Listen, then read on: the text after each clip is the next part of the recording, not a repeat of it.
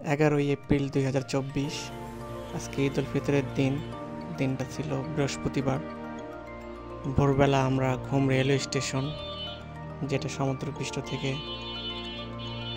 2400 something 7407 fit উপরে অবস্থিত, সেখান থেকে আমি ও রাসেল পায়ে হেঁটে এই টাইগার হিলে পৌঁছে যাই, যেটা সমুদ্রপৃষ্ঠ থেকে 2590 মিটার, যেটা কনভার্ট করলে আসে 8500 ফিট উপরে।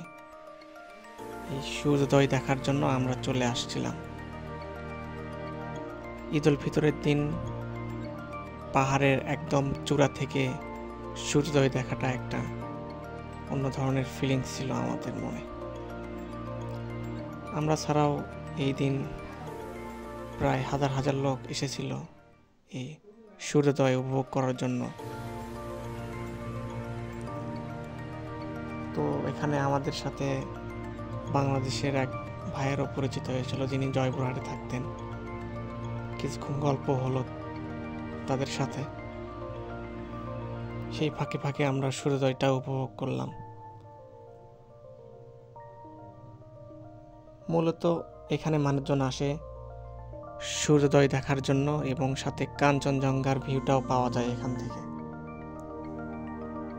আকাশ পরিষ্কার থাকলে এখান থেকে কাঞ্চনজঙ্ঘাও দেখা যায়। সেই জন্যই মানুষ গাড়ি ভাড়া করে এখানে আসে এই সূর্যোদয় এবং কাঞ্চনজঙ্ঘার অপরূপ সৌন্দর্য উপভোগ করার জন্য। আমাদেরও এরকম একটা ইচ্ছা ছিল একদিন এখানে যাব আমরা, বাট ঈদের দিনে যাব এরকম কোনোদিনও ভাবিনি। দিনটা আসলে আমাদের অনেক ভালো ছিল,